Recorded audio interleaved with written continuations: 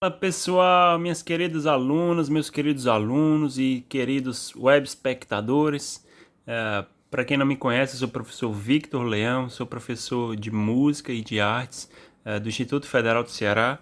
E neste vídeo a gente vai dar continuidade então ao nosso curso de História da Arte. Nessa aula a gente vai falar sobre a arte ameríndia, mas eu tive que dividir esse conteúdo em duas aulas porque ficaria muito extenso se fosse em uma aula só, certo? Então, nessa primeira aula, a gente vai falar sobre todo o contexto histórico e diversas questões pertinentes, muito importantes, no próximo vídeo, no segundo vídeo, então, dessa parte, desse tema, é que a gente vai abordar aí diretamente mesmo, propriamente, especificamente sobre a arte ameríndia. Então, nessa aula, falaremos sobre o contexto histórico. Antes da gente começar, eu tenho uma pequena observação para fazer do vídeo passado, que eu não sei se vocês já notaram, mas os vídeos aqui que eu faço, eu gravo como é que eu posso falar? Eu gravo o áudio aqui falando mesmo na hora, assim.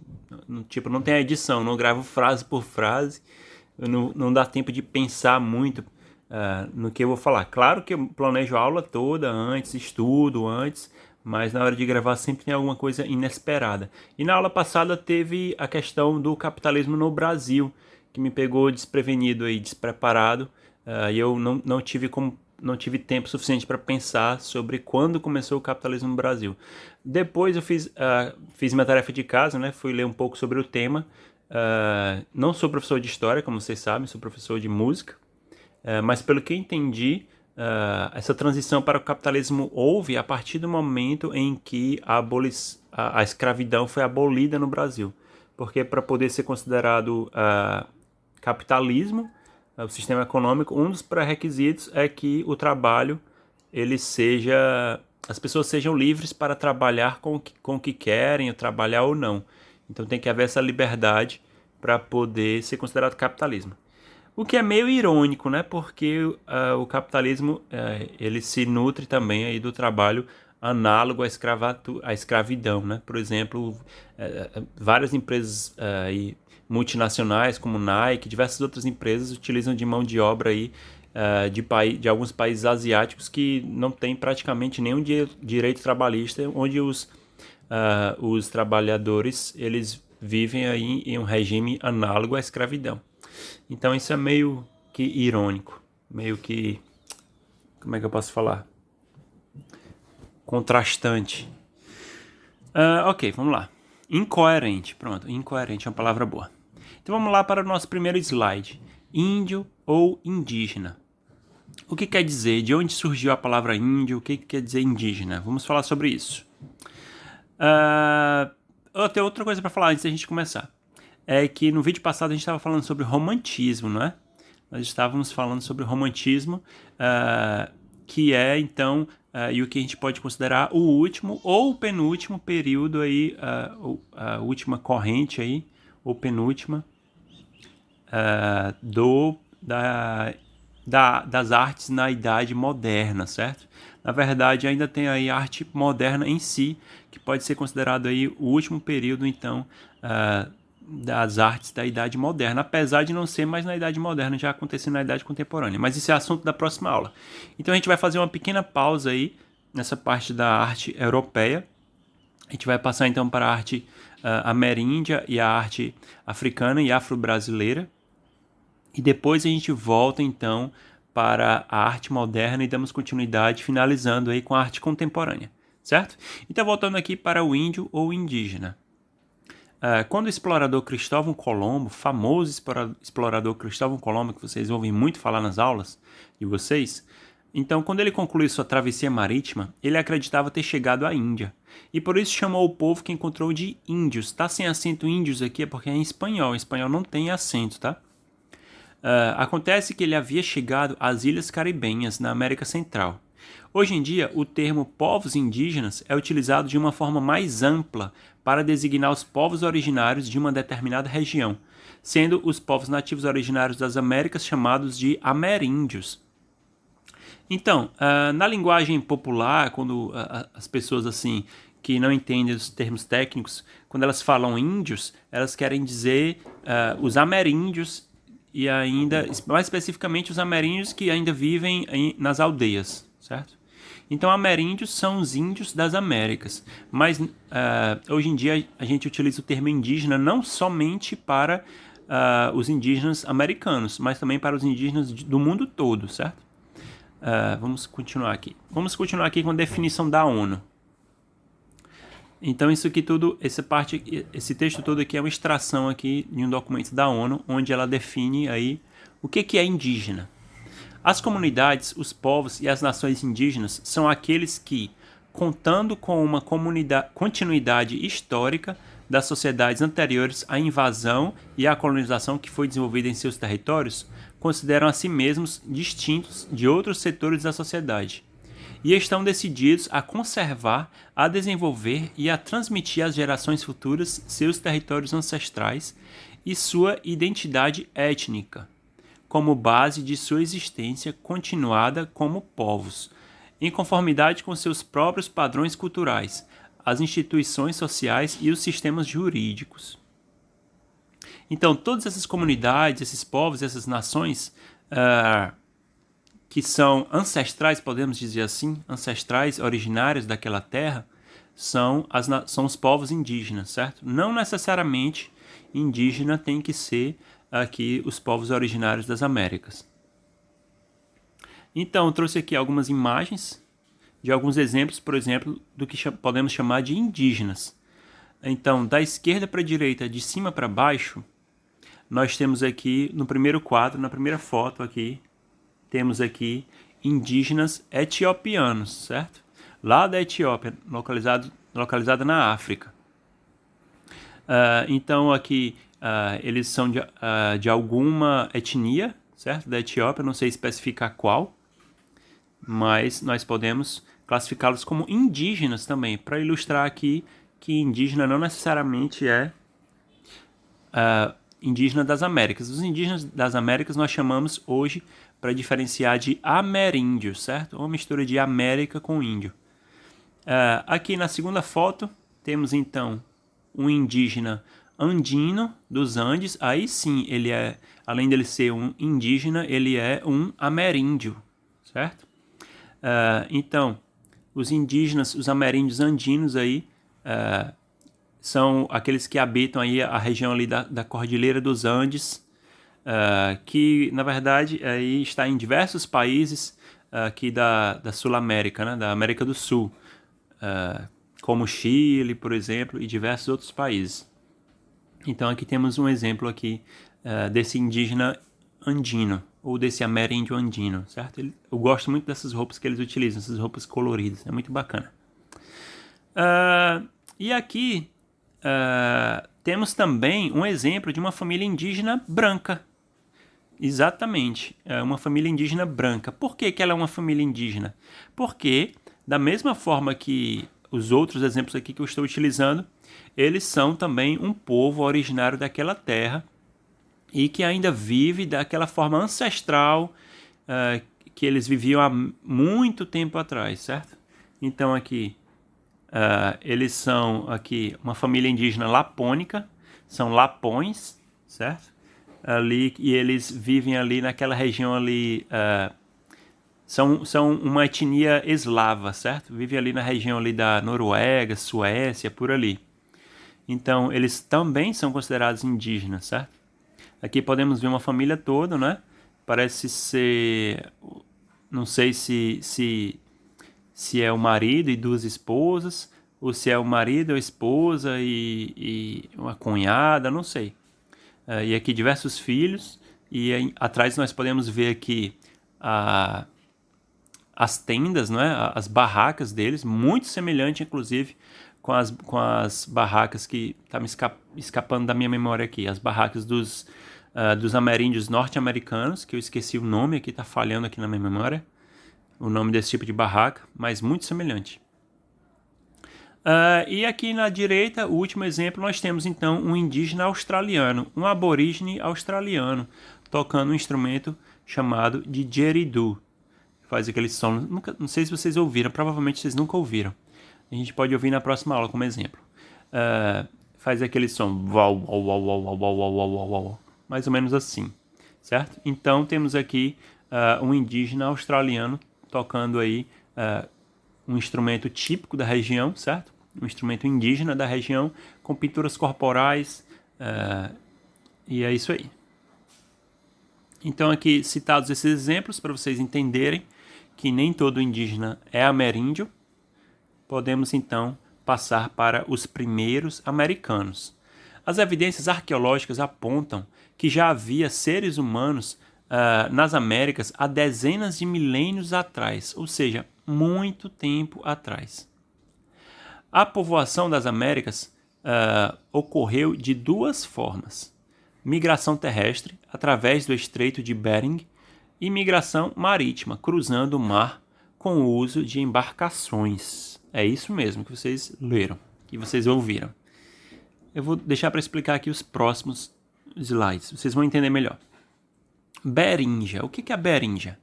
Há 20 mil anos atrás, houve o pico do último período glacial, mais conhecido como Era do Gelo. Vocês já assistiram aquele filme Era do Gelo? Pois então, era justamente esse período aqui que a gente está falando sobre.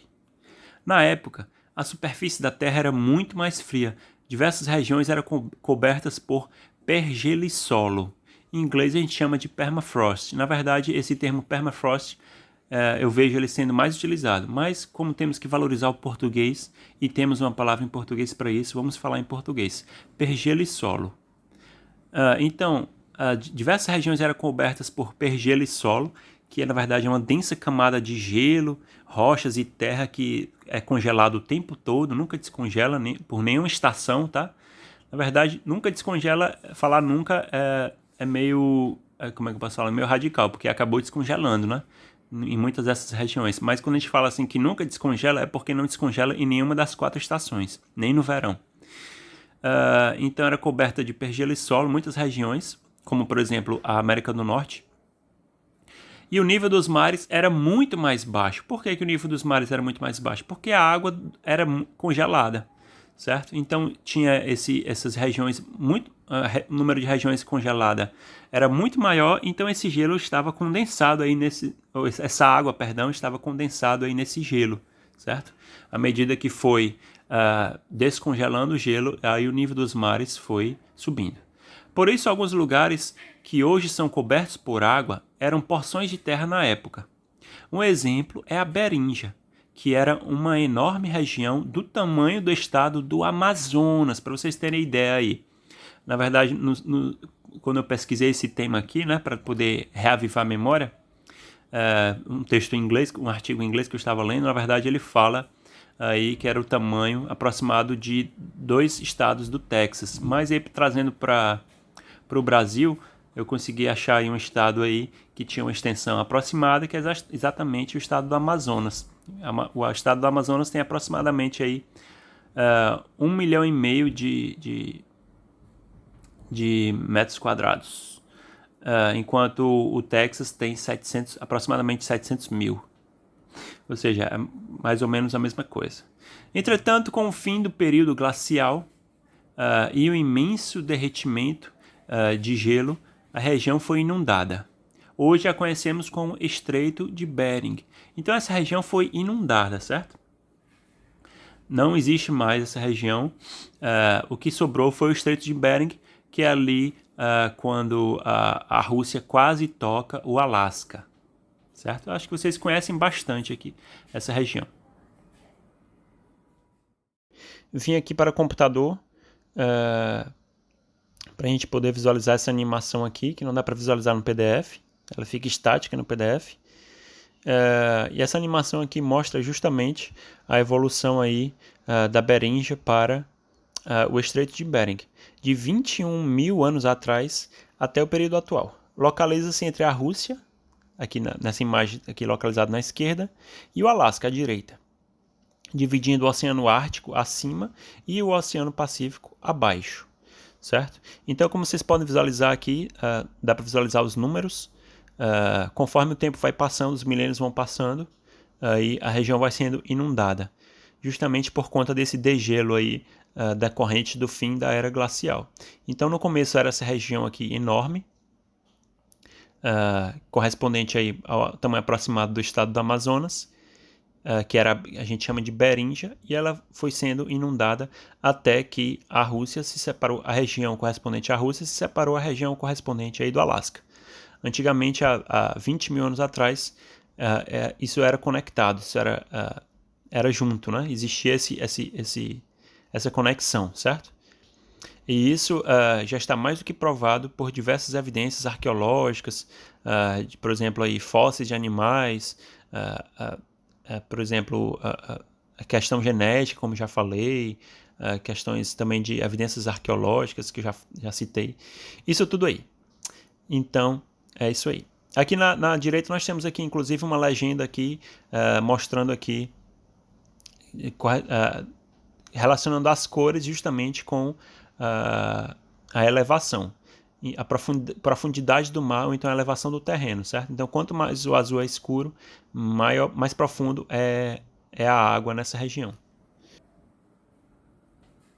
Ok, dando continuidade então, por milhares de anos, humanos habitavam a região da Beringia. Porém, com o aumento do nível do mar e a consequente inundação da região, que ocorreu há 10 mil anos, certo? Na verdade, esse aumento e essa inundação aconteceram gradativamente. Há 10 mil anos a gente pode considerar aí que foi definitivamente inundada a região. Eles migraram para a América do Norte. Então, essa população, esses povos que viviam lá, esse povo que vivia lá, quando houve essa inundação, então, eles fugiram, eles migraram, se moveram, né, se mudaram para a América do Norte, posteriormente descendo para a América Central e América do Sul. Isso é demonstrado por evidências arqueológicas e por pesquisas genéticas, ou seja, isso está provado por A mais B, certo? Existem evidências arqueológicas, são provas físicas, certo? Como, por exemplo, utensílios, ferramentas, ossadas e por aí vai. E, além disso, por pesquisas genéticas, certo? Quando se pesquisou aí o genoma, né? Quando se fez o genoma, se pesquisou o DNA aí, dos ameríndios norte-americanos e se viu a relação deles com os povos ali asiáticos, etc. E as pesquisas apontaram, então, para provar o que as evidências arqueológicas já estavam demonstrando. Estudos apontam que a grande maioria dos ameríndios norte-americanos é descendente dos paleoameríndios que viviam na Beringia. O que são os paleoameríndios? São justamente esses ameríndios, esses primeiros ameríndios aí, que são então, como é que posso falar? São os antecessores aí dos ameríndios, né? Os ameríndios, grande parte desses ameríndios, principalmente os norte-americanos, então são descendentes desses paleoameríndios que viviam na Beringia. Então vamos falar sobre os dois tipos de migração que ocorreram. Na verdade, a gente já falou sobre a migração, perdão, deu um tilt aqui na cabeça. Falamos sobre a migração terrestre, que foi essa que veio da Beringia, né? Eles vieram a pé, por isso que eu chamei de migração terrestre. E vamos falar sobre a migração marítima. Além da migração terrestre pela Beringia, é provável que diversas migrações pelo mar tenham ocorrido. Apesar de não haver nenhuma evidência arqueológica disso, essa é a hipótese mais provável para explicar migrações que ocorreram após a inundação da Beringia. Ou seja, sabemos que ocorreram migrações após a inundação da Beringia, mas não sabemos como. Então a hipótese mais provável é que tenha sido pelo mar, certo? Com embarcações marítimas. Por que nós sabemos disso? Justamente por questões de DNA, questões de genoma, certo? Um exemplo é o parentesco genético entre os aimorés, também chamados aí, os aimorés na verdade são uma das etnias aí do grupo étnico chamado de botocudos, certo? São aqueles que a maior parte deles usam aquele botoque na boca, ou nas orelhas, né? Nós chamamos de alargador. Muita gente usa alargador hoje em dia. Acho que não está mais tão na moda, né? Utilizar alargador nas orelhas. Na verdade, o alargador era chamado de botoque, né? Ainda pode ser chamado de botoque até hoje. E é uma prática indígena. Então, um exemplo é o parentesco genético entre os aimorés, ameríndios da região brasileira, e os Rapa Nui, da Ilha de Páscoa, que provavelmente cruzaram o mar entre os séculos XIV e XV da Era Comum, ou seja, aí quando estava acontecendo aí o final aí da Idade Média na Europa, certo? Um pouco antes aí da invasão das Américas. Então, essas evidências aí de DNA, né?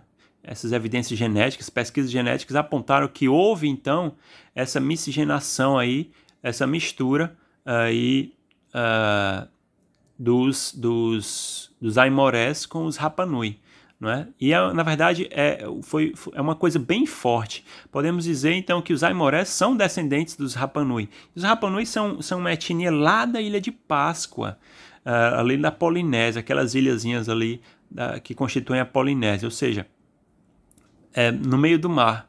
Não existe outra forma deles terem vindo além de através do mar, por embarcações. Construíram embarcações e vieram, certo? Na verdade, teria outras formas deles terem vindo sim para a América do Sul, mas todas as outras são muito mais improváveis. Eles poderiam ter ido, por exemplo, por embarcações poderiam ter ido para a Ásia e da Ásia ter vindo a pé até o Estreito de Bering e ter atravessado por embarcação. De qualquer forma, teriam que utilizar embarcações, porque, como eu já falei, a Beringia já estava inundada na época, muitos anos atrás. Então não teria como eles cruzarem a pé.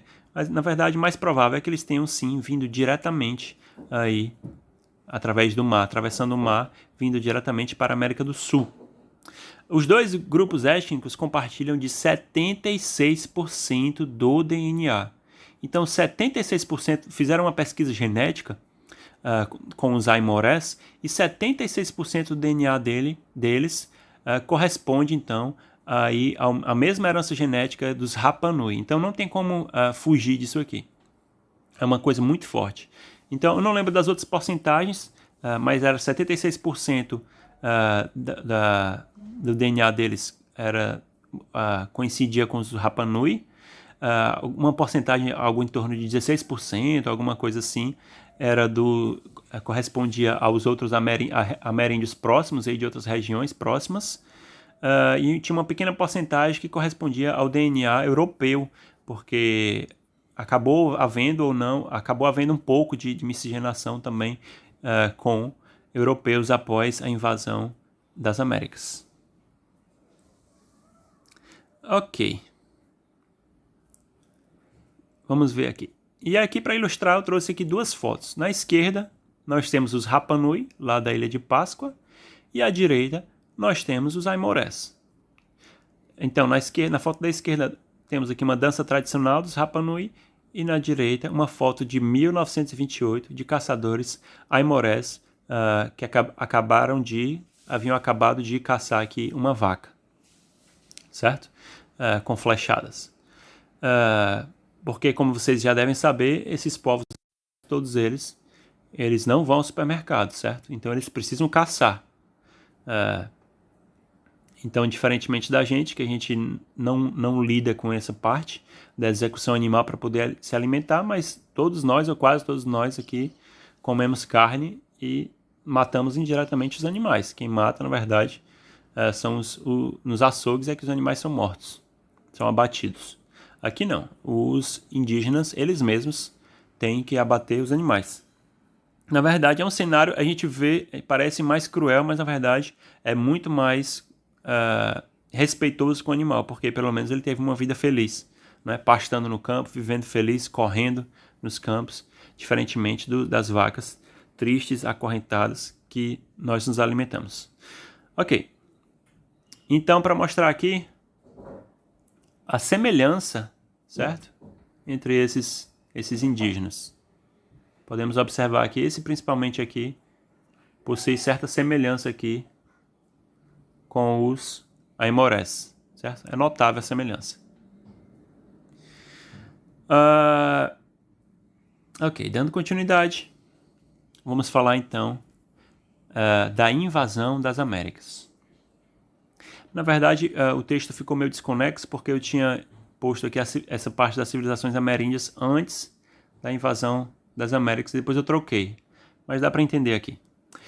Infelizmente, os povos nativos das Américas estavam em grande desvantagem bélica.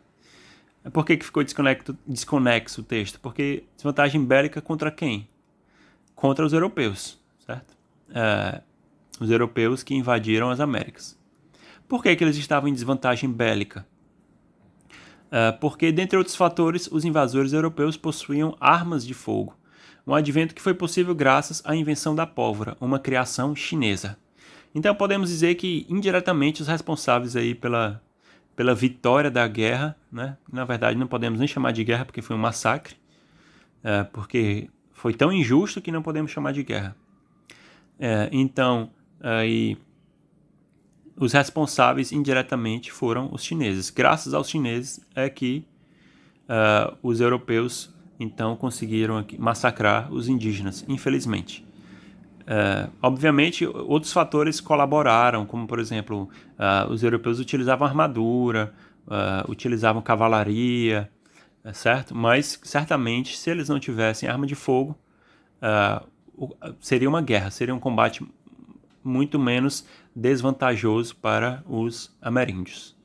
Milhares de inocentes foram assassinados, torturados, escravizados, estuprados e colonizados. Ou seja, foi um cenário muito triste. Além do genocídio, os povos ameríndios sofreram e sofrem até hoje um triste etnocídio, com sua cultura sendo destruída através da imposição cultural e catequização. Nós já abordamos esse tema na aula passada, é por isso que eu aproveitei o elo para a gente fazer essa transição, então, para a arte ameríndia e depois para a arte africana e afro-brasileira. E depois a gente volta, então, para a arte europeia e a arte europeizada. E aqui nós temos aqui um relato. No final eu vou falar para vocês de quem é esse relato. Convenceram todo mundo a ser crente. Botaram uma ameaça no nosso coração, dizendo que sem essa religião todo mundo iria para o inferno, que nós não teríamos salvação, não seríamos capazes de ser um povo feliz, que nós vivíamos com um demônio, que nossos rituais e nossas crenças eram coisas do demônio. Eram racistas, não gostavam da gente. Pareciam que tinham nojo de índio. Não deixavam o índio andar no mesmo barco com eles. Não deixavam comer junto. Nos tratavam mal, sem respeito, principalmente os americanos. Eram muito arrogantes. A gente sofria muito. A gente tinha vergonha de ser a gente. Nós éramos proibidos, através da intimidação, de realizar nossos rituais. Do lado da missão estavam os seringalistas, seringueiros. Se aliavam com todo mundo, e a igreja fazia a gente aceitar ser dominado. Além da evangelização, dessa descaracterização cultural do nosso povo, ainda mantinham a presença dos não indígenas dentro da terra. Faziam a gente aceitar nossa condição de escravo. Relato do cacique Iauanauá Biraci. Então, na verdade, é um tema pesado, né? Isso tudo que houve. Esse relato aqui do Biraci. Então, imagina aí, você está vivendo aí na sua casa, aí, com a sua comunidade, a sua vizinhança, na sua cultura, com a religião da sua comunidade, e de repente chegar um povo, matar metade da população, digamos assim, metade para começar, não é? Porque no final das contas foi muito mais que metade. Matar metade das pessoas, estuprar as mulheres, escravizar alguns e, além disso tudo, obrigar vocês a vocês deixarem de acreditar nas crenças de vocês e acreditarem na religião deles. Então imagina aí, se ponha nessa situação para você sentir alguma empatia, não é? O que é empatia? Você conseguir se sentir no lugar do outro. É um sentimento que falta muito na sociedade atual. Na verdade, sempre faltou. E é muito importante que isso seja desenvolvido, porque nós somos um ser humano, é um animal social, certo? Que ele precisa conviver em sociedade. Mas a partir do momento que as sociedades cresceram, deixaram de ser esses pequenos povoados indígenas e passaram a ser essas grandes civilizações, a gente acaba perdendo esse sentimento de pertencimento. Muitas pessoas acabam perdendo esse sentimento de pertencimento porque são diversas culturas, diversas religiões, diversos grupos heterogêneos que vivem nas civilizações atuais, nas civilizações das grandes cidades. Diferentemente desses pequenos povoados indígenas, que era todo mundo, era família, todo mundo acreditava nas mesmas coisas, então eles se sentiam pertencentes à comunidade. Mas, de qualquer forma, a gente tem que aprender a trabalhar a empatia, se pôr no lugar do outro. Se eu estivesse no lugar do outro, o que eu sentiria? Eu gostaria do que estão fazendo comigo ou não? Então é aquela máxima, né? Fazer com o próximo o que eu gostaria que fizessem comigo. Então, vamos lá. Aqui temos, então, uma pintura romântica, do período romântico, tá? Que a gente abordou aí esse período justamente na aula passada, que se intitula Família Guarani Capturada por Caçadores Escravos. Na verdade, atribuíram 2 nomes diferentes aí para essa pintura. Família Guarani Capturada por Caçadores Escravos, e o outro nome que atribuíram foi Soldados Índios Capturando a Família Indígena, alguma coisa assim. Mas, na verdade, eu creio que esses escravos aqui, eles não são indígenas, tá? Quer dizer, eles eram indígenas da África, pelo que eu consigo visualizar aqui. Então, eles são africanos escravizados. Ou eram africanos escravizados, né? São descendentes de africanos. Não sei, não tenho como saber aqui se eles já nasceram aqui no território do Brasil ou se eles nasceram na África, né? Porque africano é quem nasce na África. Se você tem pais africanos, mas você nasceu no Brasil, você é brasileiro. Então, essa pintura aqui foi pintada em cerca de 1830, pintura de Jean-Baptiste Debret, que nasceu em 1768 e faleceu em 1848. Por que eu falei isso aqui, que quem nasce no Brasil é brasileiro? Porque algumas pessoas com um comportamento racista, elas gostam de falar isso. Aquele chinês, aquele africano, aquele, sei lá, outras coisas assim, semelhantes, para pessoas que, na verdade, nasceram no Brasil, mas que são descendentes de povos de outros países, certo? Então, eles são brasileiros. Se nasceu no Brasil, é brasileiro. Não importa aí a herança genética. Então, pronto. Agora vamos falar sobre as civilizações ameríndias. Enquanto alguns povoados ameríndios se encontram em um desenvolvimento tecnológico análogo à pré-história, alguns outros alcançaram um nível tecnológico, linguístico e social equivalente à Idade Antiga. É o caso de algumas civilizações, como a Maia e a Azteca, ambas mesoamericanas, e do Império Inca, na região andina. Esta última foi o maior império das Américas pré-colombianas. Todas as 3 foram massacradas pelos colonizadores espanhóis. Pronto, eu vou dividir em partes aqui. Então, até hoje existem ameríndios que vivem aí na pré-história, certo? Isso, na verdade, não é exclusividade dessas etnias ameríndias, na verdade, diversas etnias indígenas, inclusive etnias indígenas europeias, tá? Como nós vimos aqui, diversas dessas etnias indígenas vivem aí num desenvolvimento tecnológico análogo aí ao período da pré-história, então podemos considerá-los que eles estão na pré-história. E isso não significa absolutamente nada. Isso não significa que eles são menos inteligentes ou absolutamente nada disso, tá? Todos nós somos Homo sapiens sapiens, todos nós somos o mesmo animal, certo? Se nós vivemos em uma sociedade altamente desenvolvida tecnologicamente, não é graças a mim, não é graças a você.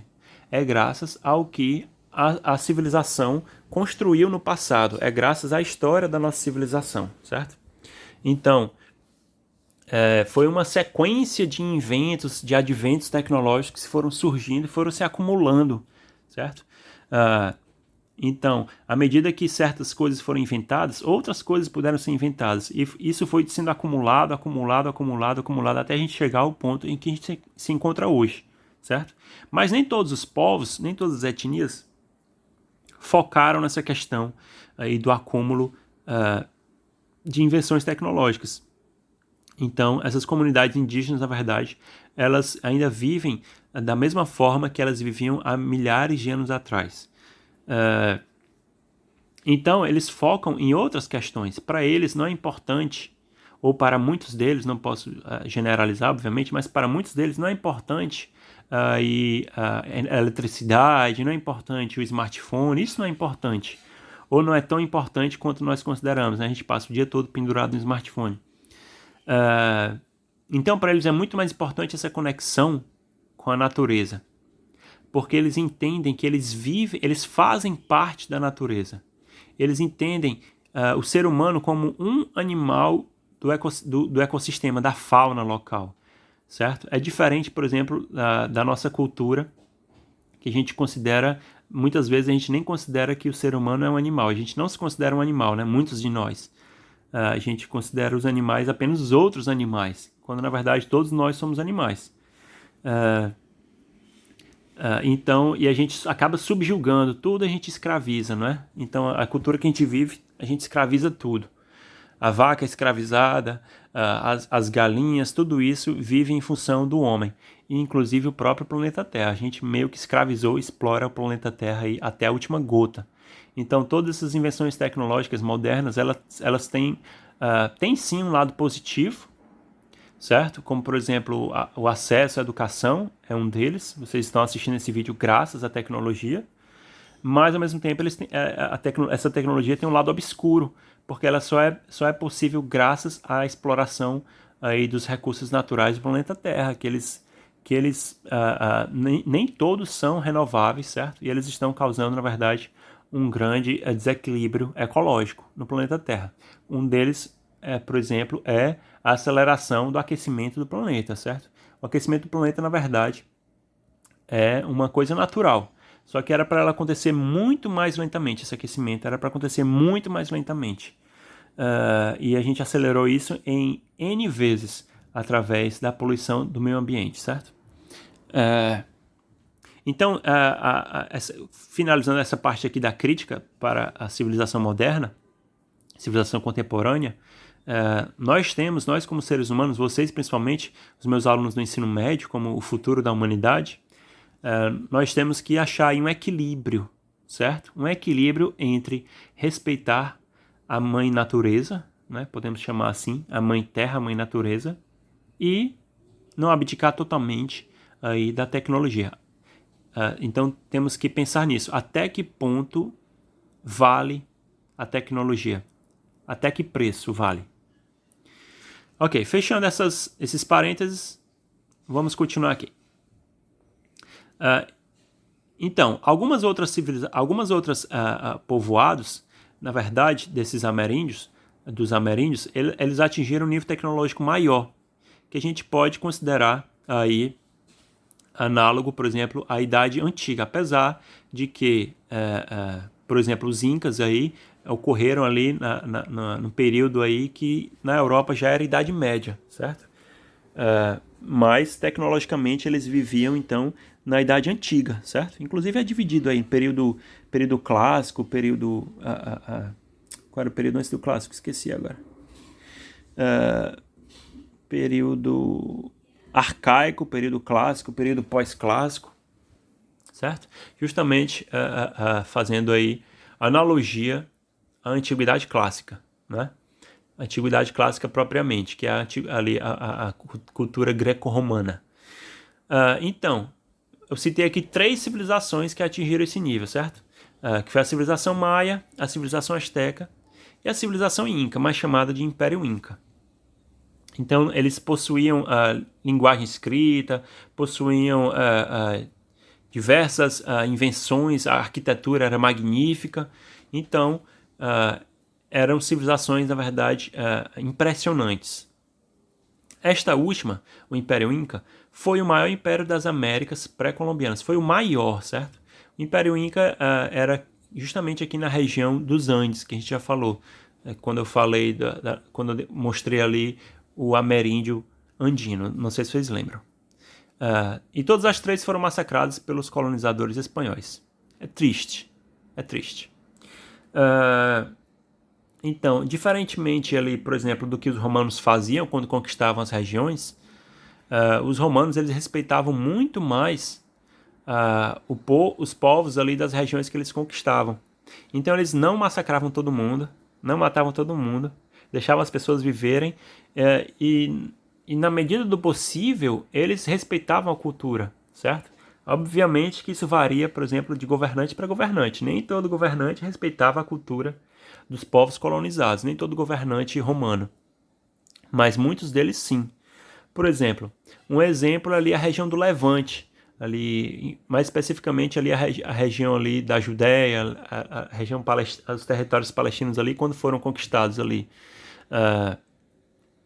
por volta ali do primeiro século, um pouco antes ali do primeiro século também, quando foram conquistados por Roma, pelo Império Romano, eles deixaram os judeus continuarem com a religião judaica, certo?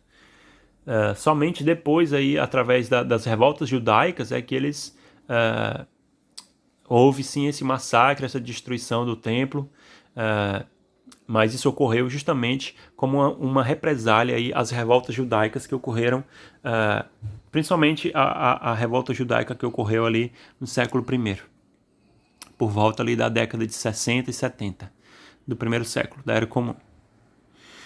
Então, diferentemente, os espanhóis não fizeram a mesma estratégia. Eles chegaram matando todo mundo. Essa é a verdade. Quem eles conseguiam escravizar, eles escravizavam. Quem eles queriam estuprar, eles estupravam. O restante eles matavam. Essa é a triste realidade, certo? Vocês já estão aí no ensino médio, a gente não precisa eufemizar isso daí, não. Como vocês já devem ter visto isso de uma forma muito mais eufemizada no ensino fundamental. Ok, aqui temos aqui como exemplo uma grande construção arquitetônica que é o templo de Kukulcán, em Chichén Itzá, localizado no atual município de Tinún, México. Então é uma pirâmide maia aqui, magnífica. Deixa eu dar um zoom aqui, ampliar. Certo? Tem essa enorme escadaria aqui, certo? E aqui em cima tem um templo propriamente dito. Aqui podemos ver uma espécie de rosto construído com esses blocos. Não sei se vocês conseguem visualizar os dois olhos, o nariz e a boca. Aqui tem a entrada do templo. E é uma construção esplendorosa. É uma grande construção. Certo? E é isso aí. É uma herança aí que ficou aí da civilização maia. Certo? Foi uma civilização incrível. Os maias desenvolveram um sofisticado sistema de escrita, sendo considerado o mais desenvolvido dos idiomas da Mesoamérica. O que é a Mesoamérica? É ali a região ali que a gente chama hoje de América Central. Então é mais ou menos a mesma coisa que América Central. Então aqui, vou dar continuidade ao texto. Apesar dos oficiais coloniais e dos sacerdotes católicos, como o bispo Diego de Landa, destruírem os textos maias, alguns exemplares sobreviveram, como o Códice de Paris, à esquerda. Então, tanto os sacerdotes católicos como os oficiais coloniais, que também eram católicos, eles destruíram todos os textos que eles puderam, certo? Todos os textos maias que eles destruíram, eles puderam. O que é muito triste, porque isso limitou muito o nosso estudo aí sobre a cultura maia, certo? Sobre todas essas civilizações, na verdade, que desenvolveram o sistema de escrita. Isso não ocorreu somente com a civilização maia, tá? Mas alguns códices sobreviveram, como é o caso do Códice de Paris, que é esse aqui que a gente está visualizando uma página, que tem esse desenho aqui no centro, certo? Tem alguns desenhos no centro, e aqui nós temos diversos caracteres do idioma deles, certo? Que são caracteres bem diferenciados, né? Atípicos. Não conheço nenhuma outra linguagem escrita que seja semelhante a isso. Talvez aí os hieróglifos aí do Antigo Egito a gente possa ver alguma semelhança com isso, com essa linguagem, certo? Aqui eu queria fazer uma pequena observação. Não sei se vocês têm aí o History Channel em casa, o canal History Channel. Mas o History Channel ele tem uma série tem uma série de documentários chamados aí, eu não estou lembrado agora, Antigos Extraterrestres, Aliens Anciões, não sei, alguma coisa assim. Que essa série faz um grande desserviço à humanidade, porque ela prega, na verdade, a gente chama teoria da conspiração, mas tecnicamente não é nenhuma teoria. Na verdade, é uma ideia absurda que fala que essas civilizações antigas elas eram extraterrestres ou elas foram ajudadas por extraterrestres, por exemplo, para construir as pirâmides. Porque é humanamente, como eles dizem, na verdade, eles alegam que é humanamente impossível construir essas pirâmides. Na verdade, isso tudo é uma grande história para boi dormir, certo? Já foram feitos estudos e essas pirâmides são sim, o ser humano, na época, com a tecnologia da época, ele era sim capaz de construir essas pirâmides. Inclusive, eu assisti um documentário sério, certo? Nem todo documentário é sério. A gente tem que ter muita cautela, tem que ter muito pensamento crítico. É por isso que é importante que vocês desenvolvam um pensamento crítico e que vocês estudem história. Então, eu assisti um documentário sério onde os pesquisadores contrataram trabalhadores e trabalharam somente com a tecnologia da época ali do Antigo Egito e eles conseguiram sim transportar uma pedra do tamanho de uma pedra que era utilizada na construção das pirâmides. Eles conseguiram transportar por todo o percurso aí que as pedras percorreram para poder chegar até a pirâmide, certo? Então era uma grande tecnologia que eles possuíam. Essa ideia mirabolante aí de falar que era impossível os seres humanos da época construir as pirâmides, ela se baseia num pressuposto equivocado, que é o pressuposto de achar que o ser humano na época não tinha tecnologia, ou ele era burro, ou ele não... Na verdade, o ser humano da época, esses povoados aqui, tinham um grande conhecimento arquitetônico, um grande conhecimento matemático, um grande conhecimento científico para a época. Eles eram altamente desenvolvidos nessa questão, certo? Então eles tinham equipamentos, eles tinham, como é que eu posso falar? Maquinário mesmo para poder levantar essas pedras, para fazer isso tudo. Obviamente, isso era através de sistemas aí todos de madeira, máquinas de madeira, por exemplo, através de corda, de polias, eles conseguiam erguer aí essas pedras para poder construir essas pirâmides. Então, isso tudo é uma grande história para boi dormir. Se vocês nunca ouviram falar dessa ideia ridícula, eu já estou advertendo vocês que isso não passa de uma ideia ridícula que não tem o menor fundamento, tá certo? A gente não tem nenhuma evidência arqueológica de vida extraterrestre no planeta, certo? Não estou falando de OVNI. OVNI nós temos sim relatos aí, confiáveis de diversos encontros com OVNIs, mas nós não sabemos se OVNIs são... O que significa OVNI? Objeto voador não identificado. Nós não sabemos, nós não temos nenhum indício que esses OVNIs são sim extraterrestres visitando o planeta. E se fossem na ínfima possibilidade de serem extraterrestres visitando o planeta, nós não temos nenhuma evidência arqueológica para sustentar essa hipótese, tá? Que na verdade não pode ser chamada de teoria, é uma hipótese, essa hipótese dos deuses astronautas.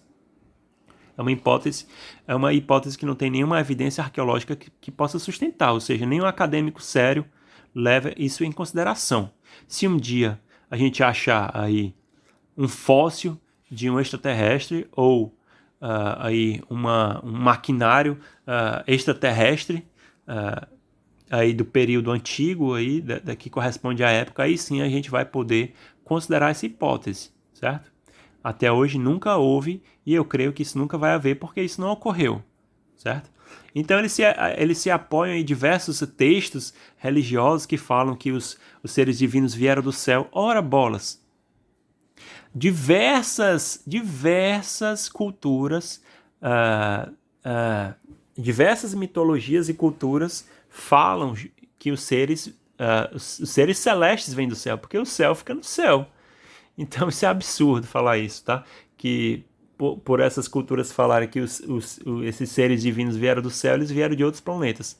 Obviamente não faz o menor sentido, Alguns deles falam inclusive, que tem relações com determinada constelação, como a constelação de Sirius. Falam sim, diversas etnias aí falam justamente isso. Mas por que eles falaram isso? De acordo com esses, como eles chamam, os teóricos dos deuses astronautas, eles falam que é porque o ser humano é descendente de ETs dessas constelações, o que também não faz o menor sentido, tá? Essas etnias falam isso justamente porque a vida antiga era muito conectada com os astros do céu. Então, todo dia o ser humano ele observava os astros, observava as estrelas, os planetas. Então, a vida antiga era muito conectada com as estações, com os astros. Então, é justamente por isso que ocorre essa relação aí. Algumas etnias aí alegam ter essa relação com determinada constelação. Ok, já falei disso. Vamos finalizar aqui. Temos só um pouquinho, vou conseguir finalizar uma aula aí em 50 e poucos minutos, ainda bem, para a felicidade de vocês. Temos aqui uma arte, um exemplo de arte inca, tá? É a cabeça de Viracocha. Escultura inca do século XV da Era Comum, localizada no atual Peru. Na mitologia inca, Viracocha é a divindade celeste criadora de tudo, sendo o deus supremo do panteão inca. Para os incas, Viracocha surgiu do lago Titicaca, localizado atualmente na Bolívia e no Peru. Certo? O lago Titicaca aí é o lago em maior altitude do planeta Terra, e parte dele se localiza na Bolívia, parte se localiza no Peru. Então, na mitologia inca, essa divindade máxima, Viracocha, ela nasceu justamente do lago Titicaca.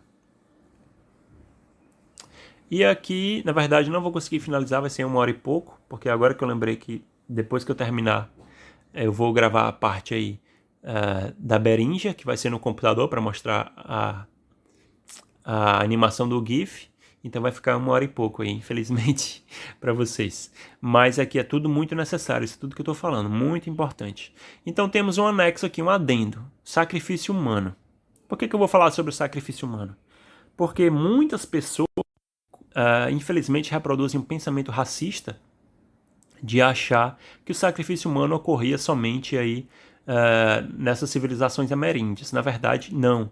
Eu vou desconstruir isso aqui. Se vocês já ouviram falar nessa ideia absurda, eu vou desconstruir isso aqui para vocês. Se vocês nunca ouviram falar disso, que bom que vocês estão tendo a oportunidade de ter esse primeiro contato com esse conteúdo, esse tabu aqui, que é o sacrifício humano, através da abordagem que eu vou dar aqui.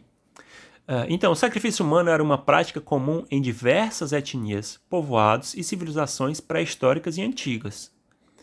Romanos e gregos antigos faziam sacrifício humano aos deuses, substituindo posteriormente por sacrifícios simbólicos.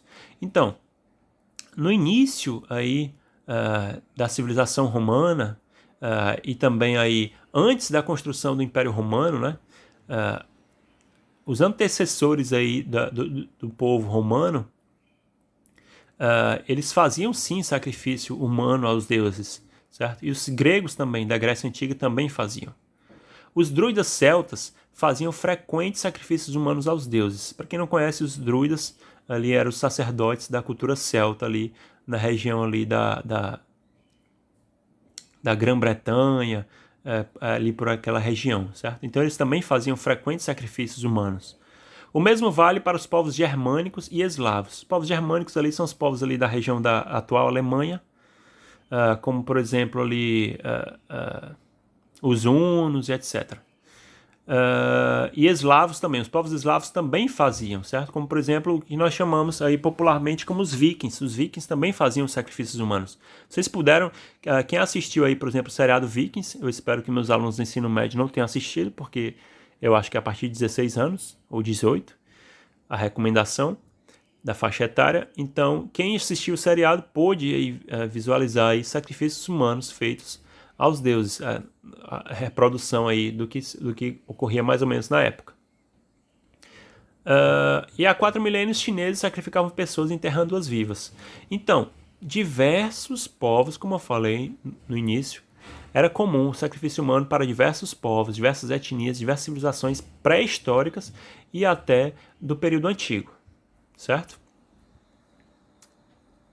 Nas Américas não era diferente. Sacrifícios humanos também eram realizados em alguns povoados e civilizações pré-colombianas. Astecas, maias e incas faziam sacrifícios em rituais religiosos, né? Era para ser no plural aí. Então, é um grande equívoco, certo? Esse equívoco é propagado aí por muitas pessoas, algumas de forma proposital, certo? Para propagar o racismo. Vocês estão tendo aí a oportunidade de ter uma aula antirracista, que desmente aí esse equívoco de que o sacrifício humano era realizado somente aqui pelos ameríndios, tá? Para começar, nem todas as etnias ameríndias faziam sacrifício humano, eram somente algumas. E sacrifício humano não era uma exclusividade desses indígenas daqui das Américas. Como vocês viram no slide passado, diversos povos faziam sacrifício humano. O sacrifício humano, continuando o texto, o sacrifício humano também existia nas regiões do Antigo Oriente Próximo, como no Egito Antigo, na Mesopotâmia e no Levante. O Levante, para quem não sabe, acho que eu já expliquei em uma aula passada, mas é a região ali de Israel, da Jordânia, Líbano, Síria e os territórios palestinos. Para finalizar aqui, apesar de estar explícito nas leis mosaicas que é proibido matar, é um dos mandamentos aí, atribuídos a Moisés, né, no Antigo Testamento, fica evidente no Antigo Testamento que o sacrifício humano era uma prática existente na região. Eu, inclusive, incluí aqui alguns trechos que quem quiser aí, quem tem a Bíblia, quem quiser verificar, pode verificar aí. 2 Reis, capítulo 3, versículo 27. 2 Reis, capítulo 16, versículo 3. Juízes, capítulo 11, versículo 31, e 2 Crônicas, capítulo 33, versículo 6. São alguns exemplos. E que essa prática de sacrifício humano, que era sim realizada também aí pelos hebreus, certo? Pelos povos semitas, ela foi abolida, passou a ser gradativamente abolida com a reforma religiosa de Josias, que nós podemos ver essa reforma acontecendo aí, sendo descrita aí no capítulo 23 inteiro de 2 Reis. Então é isso, pessoal. Muito obrigado aí pela audiência. Eu espero que vocês tenham curtido aí o conteúdo, tenham gostado do conteúdo. Quem gostou, dá uma curtida, dá uma compartilhada. E até a próxima, que a gente vai dar finalização então a esse conteúdo e vamos abordar as artes ameríndias. Até mais. Tchau, tchau.